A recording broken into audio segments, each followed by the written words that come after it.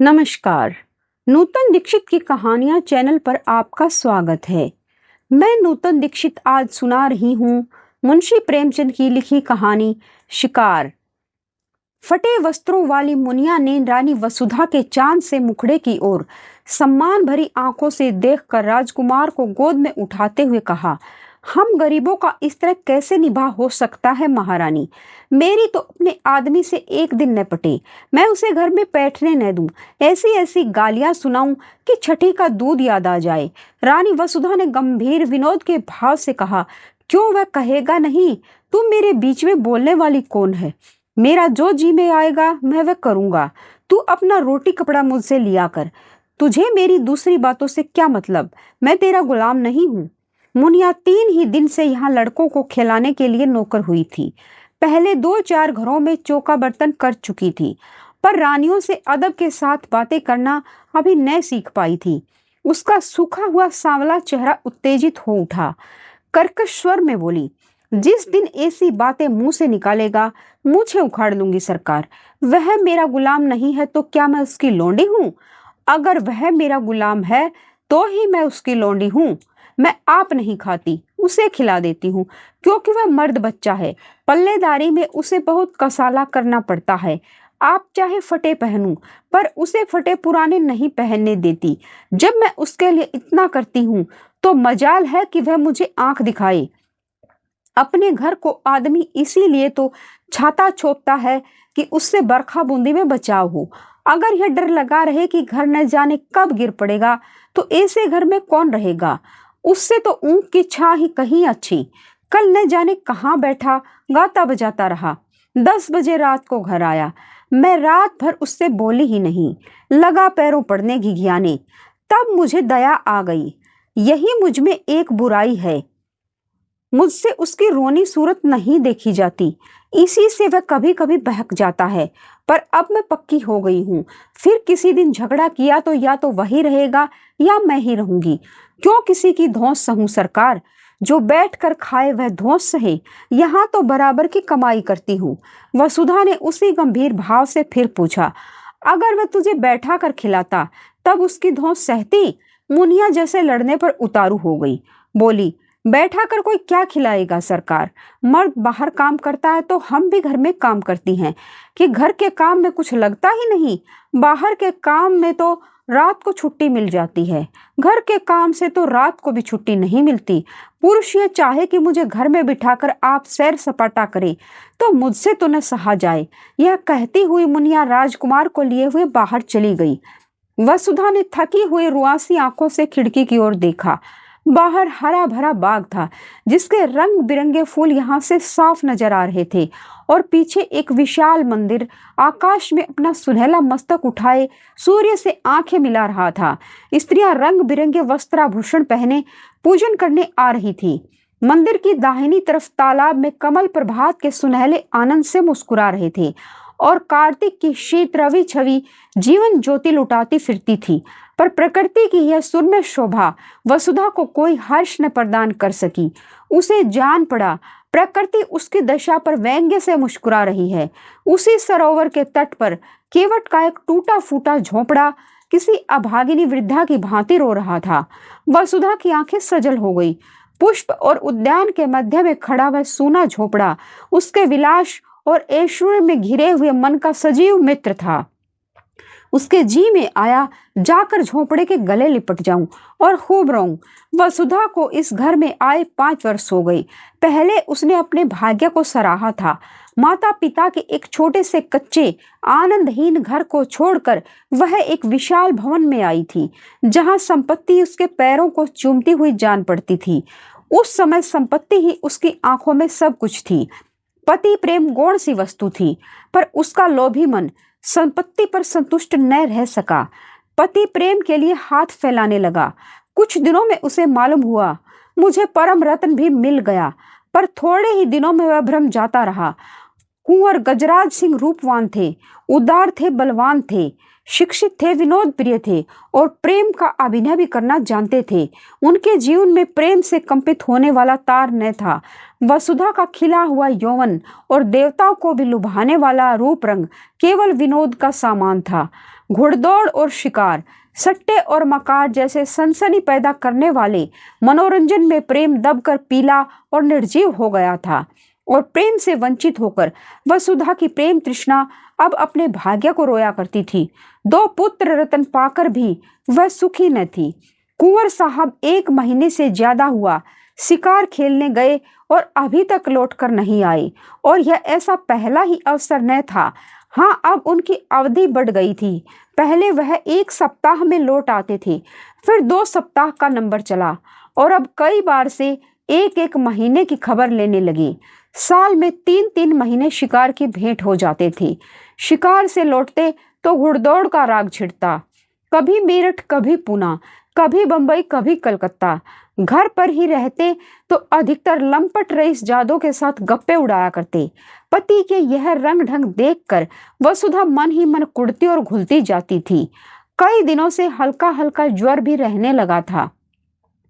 वसुधा बड़ी देर तक बैठी उदास आंखों से यह दृश्य देखती रही। फिर टेलीफोन पर आकर उसने रियासत के मैनेजर से पूछा, कुंवर साहब का कोई पत्र आया? फोन ने जवाब दिया, जी हाँ, अभी खत आया है। कुंवर साहब ने एक बहुत बड़े शेर को मारा है। वसुधा ने जलकर कहा, मैं यह नहीं पूछती आने को कब लिखा है। आने के बारे में तो कुछ नहीं लिखा। यहाँ से उनका पड़ाव कितनी दूर है? यहाँ से 200 मील से कम न होगा। पीलीभीत के जंगलों में शिकार हो रहा है। मेरे लिए 2 मोटरों का इंतजाम कर दीजिए, मैं आज वहां जाना चाहती हूँ। फोन ने कई मिनट बाद जवाब दिया, 1 मोटर तो वह साथ ले गए हैं, 1 हाकिम जिला के बंगले पर भेज दी गई, 3री बैंक के मैनेजर की सवारी में, 4थी की मरम्मत हो रही है। वसुधा का चेहरा क्रोध से तमतमा उठा। बोली, किसके हुक्म से बैंक के मैनेजर और हाकिम जिला को मोटरें भेजी गई? आप दोनों मंगवा लीजिए, मैं आज जरूर जाऊंगी। उन दोनों साहबों के पास हमेशा मोटरें भेजी जाती रही हैं, इसीलिए मैंने भेज दी। अब आप हुक्म दे रही हैं तो मंगवा लूंगा। वसुधा ने फोन से आकर सफर का सामान ठीक करना शुरू किया। उसने उसी आवेश में आकर अपना भाग्य निर्णय करने का निश्चय कर लिया था। परित्यक्ता की भांति पड़ी रहकर जीवन को समाप्त न करना चाहती थी। वह जाकर कुंवर साहब से कहेगी, अगर आप समझते हैं कि मैं आपकी संपत्ति की लौंडी बनकर रहूं तो यह मुझसे न होगा। आपकी संपत्ति आपको मुबारक हो। मेरा अधिकार आपकी संपत्ति पर नहीं, आपके ऊपर है। अगर आप मुझसे जो भर हटना चाहते हैं तो मैं आपसे हाथ भर हट जाऊंगी। इस तरह की और कितनी ही विराग भरी बातें उसके मन में बगुलों की भांति उठ रही थी। डॉक्टर साहब ने द्वार पर आकर पुकारा, मैं अंदर आऊं? वसुधा ने नम्रता से कहा, आज क्षमा कीजिए, मैं जरा पीलीभीत जा रही हूँ। डॉक्टर ने आश्चर्य से कहा, आप पीलीभीत जा रही हैं? आपका ज्वर बढ़ जाएगा। इस दशा में मैं आपको जाने की सलाह न दूंगा। वसुधा ने विरक्त स्वर में कहा, बढ़ जाएगा, बढ़ जाए, मुझे इसकी चिंता नहीं है। वृद्ध डॉक्टर पर्दा उठाकर आ गया और वसुधा के चेहरे की ओर ताकता हुआ बोला, लाइए मैं टेम्परेचर ले लूं। अगर टेम्परेचर बढ़ा होगा तो मैं आपको हरगिज न जाने दूंगा। टेम्परेचर लेने की जरूरत नहीं, मेरा इरादा पक्का हो गया है। स्वास्थ्य पर ध्यान रखना आपका पहला कर्तव्य है। वसुधा ने मुस्कुराकर कहा, आप निश्चिंत रहिए, मैं इतनी जल्द मरी नहीं जा रही हूँ। फिर अगर किसी बीमारी की दवा मौत ही हो तो आप क्या करेंगे? डॉक्टर ने 1-2 बार आग्रह किया, फिर विस्मय से सिर हिलाता चला गया। रेलगाड़ी से जाने में आखिरी स्टेशन से 10 कोस तक जंगली सुनसान रास्ता तय करना पड़ता था, इसीलिए कुंवर साहब बराबर मोटर ही पर जाते थे। वसुधा ने उसी से जाने का निश्चय किया। 10 बजते बजते दोनों मोटरें आई। वसुधा ने ड्राइवरों पर गुस्सा उतारा, अब मेरे हुक्म के बगैर कहीं मोटर ले गए तो मोटर का किराया तुम्हारी तनख्वाह से तलब लूंगी। अच्छी दिल लगी है, घर को रोएं, बन की गाएं। हमने अपने आराम के लिए मोटरें रखी हैं, किसी की खुशामद करने के लिए नहीं। जिसे मोटर पर सवार होने का शौक हो मोटर खरीदें। यह नहीं कि हलवाई की दुकान देखी और दादे का फतीहा पढ़ने बैठ गई। वह चली तो दोनों बच्चे कुनमुनाए, मगर जब मालूम हुआ कि अम्मा बड़ी दूर हवा को मारने जा रही हैं तो उनका यात्रा प्रेम ठंडा पड़ा। वसुधा ने आज सुबह से उन्हें प्यार न किया था। उसने जलन में सोचा, मैं ही क्यों इन्हें प्यार करूं, मैंने ही इनका ठेका लिया है। वह तो वहां जाकर चैन करे और मैं यहाँ इन्हें छाती से लगाए बैठी रहूं। लेकिन चलते समय माता का हृदय पुलक उठा। दोनों को बारी बारी से गोद में लिया, चूमा, प्यार किया और घंटे भर में लौट आने का वचन देकर वह सजल नेत्रों के साथ घर से निकली। मार्ग में भी उसे बच्चों की याद बार बार आती रही। रास्ते में कोई गांव आ जाता और छोटे छोटे बालक मोटर की दौड़ देखने के लिए घरों से निकल आते और सड़क पर खड़े होकर तालियां बजाते और मोटर का स्वागत करते। तो वसुधा का जी चाहता इन्हें गोद में उठाकर प्यार कर लूं। मोटर जितने वेग से आगे जा रही थी उतने ही वेग से उसका मन सामने के वृक्ष समूहों के पीछे की ओर उड़ा जा रहा था। कई बार इच्छा हुई घर लौट चलूं। जब उन्हें मेरी रत्ती भर परवाह नहीं तो मैं ही क्यों उनकी फिक्र में प्राण दूं। जी चाहे आवे या न आवे, लेकिन एक बार पति से मिलकर उनसे खरी खरी बात करने के प्रलोभन को वह न रोक सकी। सारी देह थक कर चूर चूर हो रही थी। ज्वर भी हो आया था, सिर पीड़ा से फटा पड़ता था, पर वह संकल्प से सारी बाधाओं को दबाए आगे बढ़ती जाती थी। यहाँ तक कि जब वह 10 बजे रात को जंगल के उस डाक बंगले में पहुंची तो उसे तन बदन की सुधि न थी। जोर का जोर चढ़ा हुआ था।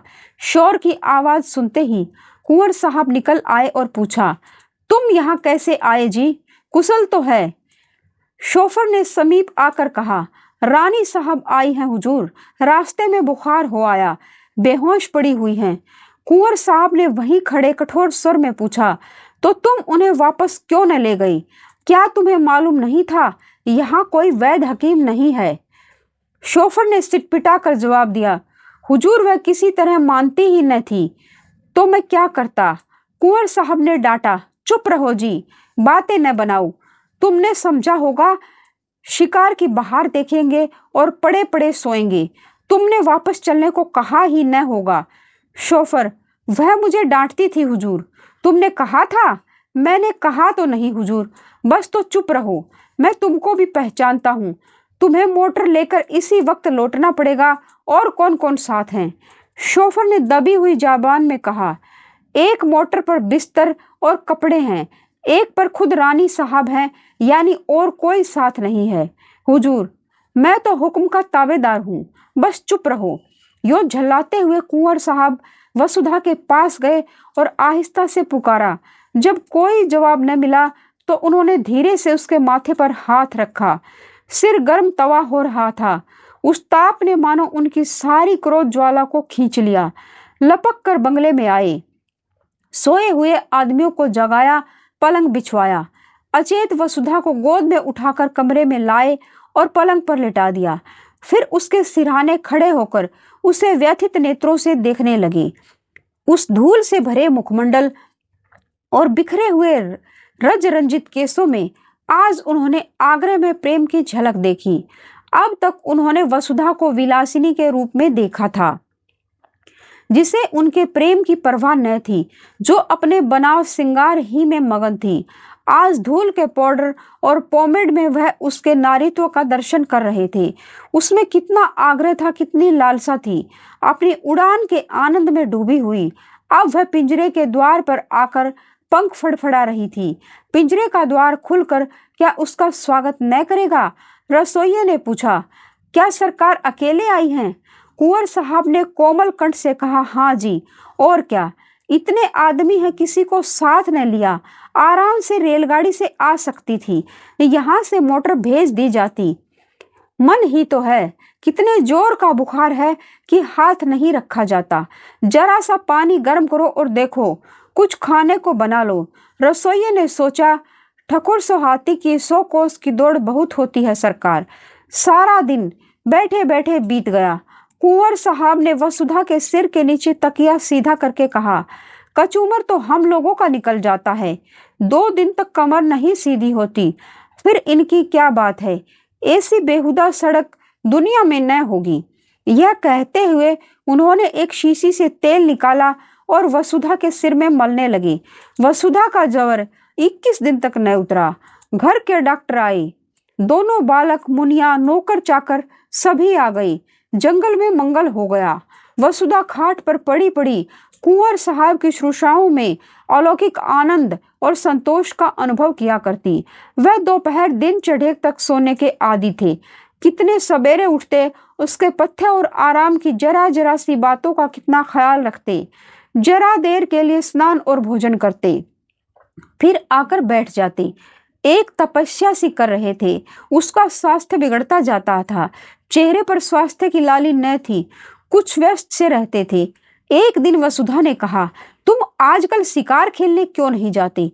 मैं तो शिकार खेलने ही आई थी, मगर न जाने किस बुरी साइड से चली कि तुम्हें इतनी तपस्या करनी पड़ गई। अब मैं बिल्कुल अच्छी हूँ, जरा आईने में अपनी सूरत तो देखो।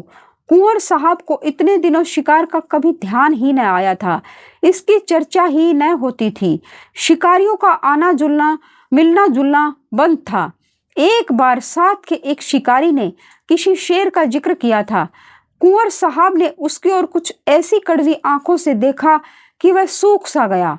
वसुधा के पास बैठने, उससे कुछ बातें करके, उसका मन बहलाने, दवा और पथ्य बनाने में ही उन्हें आनंद मिलता था। उनका भोग विलास जीवन के इस कठोर वृत्त में जैसे बुझ गया। वसुधा की एक हथेली पर अंगुलियों से रेखा खींचने में मगन थे। शिकार की बात किसी और के मुंह से सुनी होती तो फिर उसी आग्नेय नेत्रों से देखते। वसुधा के मुंह से यह चर्चा सुनकर उन्हें दुख हुआ। वह उन्हें इतना शिकार का आसक्त समझती है। आर्मश भरे स्वर में बोले, हाँ, शिकार खेलने का इससे अच्छा और कौन अवसर मिलेगा? वसुधा ने आग्रह किया, मैं तो अब अच्छी हूँ, सच देखो। आईने की ओर दिखाकर, मेरे चेहरे पर वह पीलापन नहीं रहा। तुम अलबत्ता बीमार से हो जाते हो, जरा मन बहल जाएगा। बीमार के पास बैठने से आदमी सचमुच बीमार हो जाता है। वसुधारण ने साधारण सी बात कही थी, पर कुंवर साहब के हृदय पर वह चिंगारी के समान लगी। इधर वह अपने शिकार के खबत पर कई बार पछता चुके थे। अगर वह शिकार के पीछे यूं न पड़ते तो वसुधा यहाँ क्यों आती और क्यों बीमार पड़ती? उन्हें मन ही मन इसका बड़ा दुख था। इस वक्त कुछ न बोले, शायद कुछ बोला ही न गया।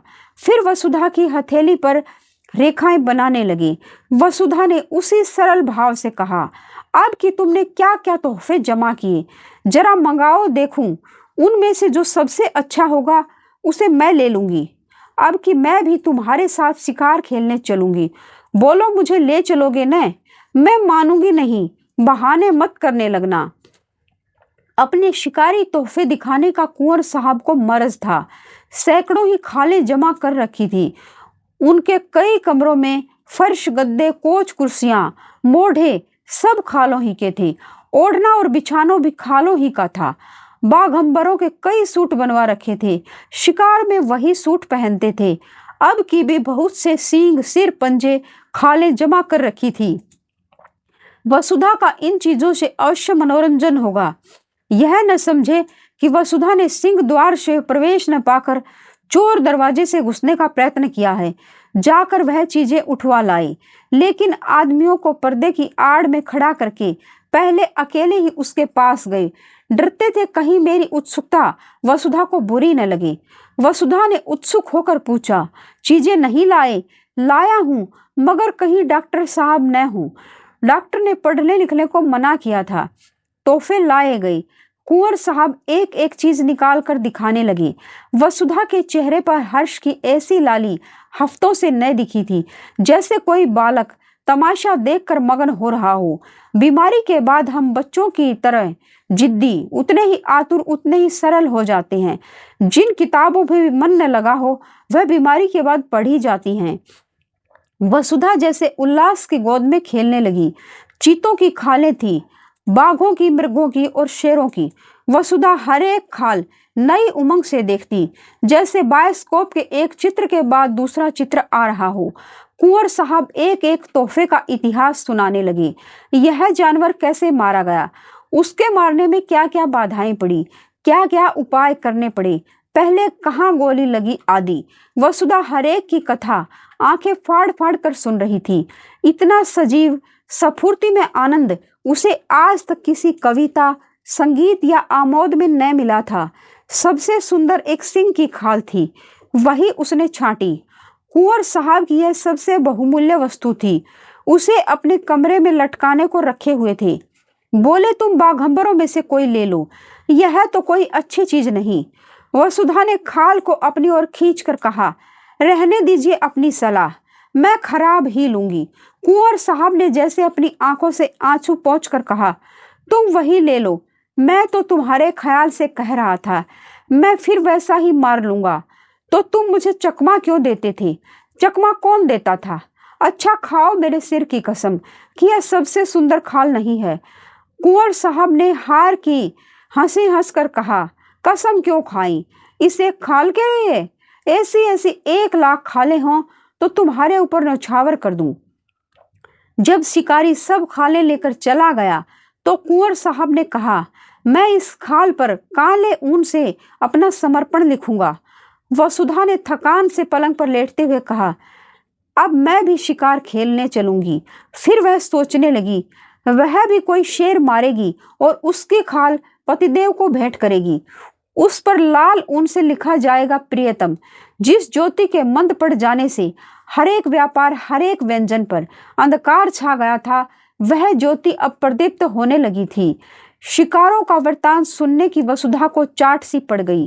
कुंवर साहब को कई कई बार अपने अनुभव सुनाने पड़े, उसका सुनने से जी ही न भरता था। अब तक कुंवर साहब का संसार अलग था, जिसके सुख दुख, हानि लाभ, आशा निराशा से वसुधा को कोई सरोकार न था। वसुधा को इस संसार के व्यापार से कोई रुचि न थी, बल्कि अरुचि थी।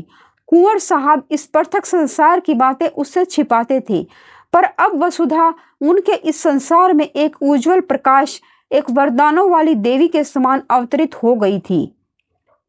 एक दिन वसुधा ने आग्रह किया, मुझे बंदूक चलाना सिखा दो। डॉक्टर साहब की अनुमति मिलने में विलंब न हुआ। वसुधा स्वस्थ हो गई थी। कुंवर साहब ने शुभ मुहूर्त में उसे दीक्षा दी। उस दिन से जब देखो वृक्षों की छांव में खड़ी निशाने का अभ्यास कर रही हैं और कुंवर साहब खड़े उसकी परीक्षा ले रहे हैं। जिस दिन उसने पहली चिड़िया मारी, कुंवर साहब हर्ष से उछल पड़े। नौकरों को इनाम दिए, ब्राह्मणों को दान दिया गया। इस आनंद की शुभ स्मृति में उस पक्षी की मम्मी बनाकर रखी गई। वसुधा के जीवन में अब एक नया उत्साह, एक नया उल्लास, एक नई आशा थी। पहले की भांति उसका वंचित हृदय अशुभ कल्पनाओं से तृष्ट न था। अब उसमें विश्वास था, बल था, अनुराग था। कई दिनों के बाद वसुधा की साध पूरी हुई।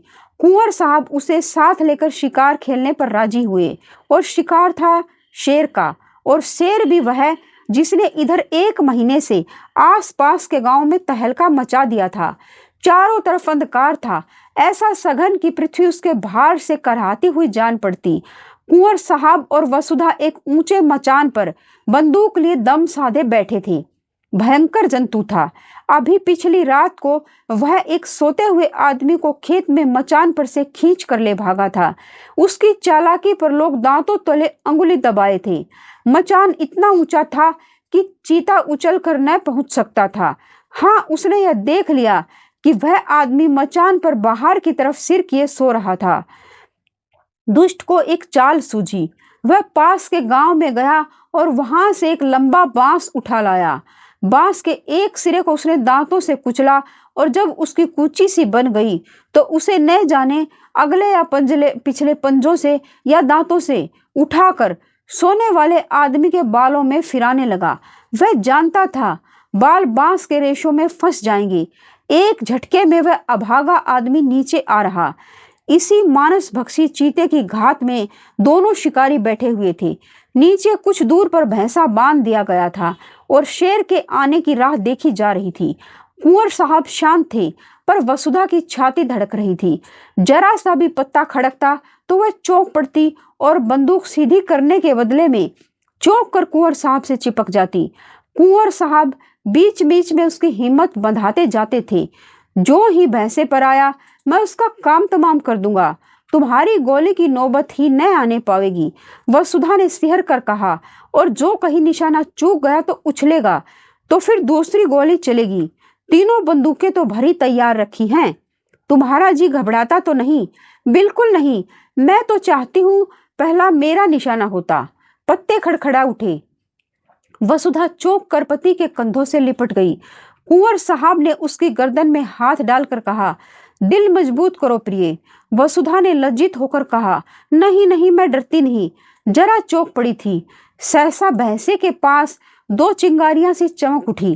कुंवर साहब ने धीरे से वसुधा का हाथ दबाकर शेर के आने की सूचना दी और सतर्क हो गई। जब शेर भैंसे पर आ गया तो उन्होंने निशाना मारा, खाली गया। दूसरा फैर किया। चीता जख्मी तो हुआ पर गिरा नहीं।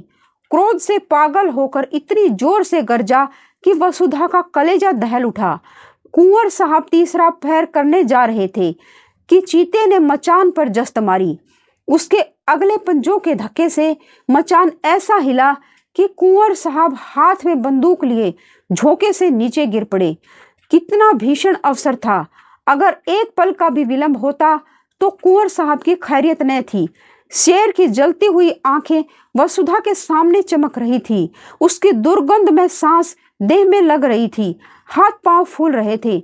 आंखें भीतर को सिकुड़ी जा रही थी। पर इस खतरे ने जैसे उसकी नाड़ियों में बिजली भर दी। उसने अपनी बंदूक संभाली। शेर के और उसके बीच में 2 हाथ से ज्यादा अंतर न था। वह उचक कर आना ही चाहता था कि वसुधा ने बंदूक की नली उसकी आंखों में डालकर बंदूक छोड़ी। धाएं! शेर के पंजे ढीले पड़े, नीचे गिर पड़ा। अब समस्या भीषण थी। शेर से 3-4 कदम पर ही कुंवर साहब गिरे पड़े थे। शायद चोट लग आई थी। शेर में अगर दम है तो वह उन पर जरूर वार करेगा। वसुधा के प्राण आंखों में थे और बल कलाइयों में। इस वक्त कोई उसकी देह में भाला भी चुभा देता तो उसे खबर न होती। वह अपने होश में न थी। उसकी मूर्छा ही चेतना का काम कर रही थी। उसने बिजली की बत्ती जलाई। देखा शेर उठने की चेष्टा कर रहा है। दूसरी गोली सिर पर मारी और उसके साथ ही रिवॉल्वर लिए नीचे कूदी। शेर जोर से गुर्राया। वसुधा ने उसके मुंह के सामने रिवॉल्वर खाली कर दिया। कुंवर साहब संभल कर खड़े हो गए। दौड़कर उसे छाती से चिपटा लिया। अरे यह क्या! वसुधा बेहोश थी। भय उसके प्राणों को मुट्ठी में लिए उसकी आत्मरक्षा कर रहा था। भय के शांत होते ही मूर्छा आ गई। 3 घंटों के बाद वसुधा की मूर्छा टूटी। उसकी चेतना अब भी उन्हीं भयप्रद परिस्थितियों में विचर रही थी। उसने धीरे से डरते डरते आंखें खोली। कुंवर साहब ने पूछा, कैसा जी है प्रिय? वसुधा ने उनकी रक्षा के लिए दोनों हाथों का घेरा बनाते हुए कहा, वहां से हट जाओ, ऐसा न हो झपट पड़े। कुंवर साहब ने हंसकर कहा, शेर कब का ठंडा हो गया, वह बरामदे में पड़ा है। ऐसे डील डोल का और इतना भयंकर सिंह मैंने नहीं देखा। वसुधा, तुम्हें चोट तो नहीं आई? कुंवर, बिल्कुल नहीं। तुम कूद क्यों पड़ी? पैरों में बड़ी चोट आई होगी। तुम जीती कैसे बची, यह आश्चर्य है। मैं तो इतनी ऊंचाई से कभी न कूद सकता। वसुधा ने चकित होकर कहा, मैं कहाँ कूदी? शेर मचान पर आया, इतना याद है। उसके बाद क्या हुआ मुझे कुछ याद नहीं। कुंवर को भी विस्मय हुआ। वाह, तुमने उस पर 2 गोलियां चलाई। जब वह नीचे गिरा तो तुम भी कूद पड़ी और उसके मुंह में रिवॉल्वर की नाली ठूस दी। बस वहीं ठंडा हो गया। बड़ा बेहया जानवर था। अगर तुम चूक जाती तो वह नीचे आते ही मुझ पर जरूर चोट करता। मेरे पास तो छुरी भी न थी। बंदूक हाथ से छूटकर दूसरी तरफ गिर गई थी। अंधेरे में कुछ सुझाई न देता था। तुम्हारे ही प्रभाव से इस वक्त मैं यहाँ खड़ा हूँ। तुमने मुझे प्राण दान दिया है। दूसरे दिन प्रातःकाल यहाँ से कूच हुआ। जो घर वसुधा को फाड़े खाता था उसमें आज जाकर ऐसा आनंद आया जैसे किसी बिछड़े मित्र से मिली हो। हर एक वस्तु उसका स्वागत करती हुई मालूम होती थी। जिन नौकरों और लौंडियों से वह महीनों से सीधे मुंह न बोली थी, उनसे वह आज हंस हंस कर कुछल पूछती और गले मिलती थी, जैसे अपनी पिछली रुखाइयों की पटौती कर रही हो। संध्या का सूर्य आकाश के स्वर्ण सागर में अपनी नौका खेता हुआ चला जा रहा था। वसुधा खिड़की के सामने कुर्सी पर बैठकर सामने का दृश्य देखने लगी। उस दृश्य में आज जीवन था, विकास था, उन्माद था। केवट का वह सूना झोपड़ा भी आज कितना सुहावना लग रहा था। प्रकृति में मोहिनी भरी हुई थी। मंदिर के सामने मुनिया राजकुमारों को खिला रही थी। वसुधा के मन में आज कुलदेव के प्रति श्रद्धा जागृत हुई, जो बरसों से पड़ी सो रही थी। उसने पूजा के सामान मंगवाए और पूजा करने चली। आनंद से भरे भंडार से अब वह कुछ दान भी कर सकती थी। जलते हुए हृदय से ज्वाला के सिवा और क्या निकलता। उसी वक्त कुंवर साहब आकर बोले, अच्छा पूजा करने जा रही हो? मैं भी वहीं जा रहा था। मैंने एक मनौती मान रखी है। वसुधा ने मुस्कुराती हुई आंखों से पूछा, कैसी मनौती है? कुंवर साहब ने हंसकर कहा, यह मैं बताऊंगा। आप सुन रहे थे मुंशी प्रेमचंद की लिखी कहानी शिकार।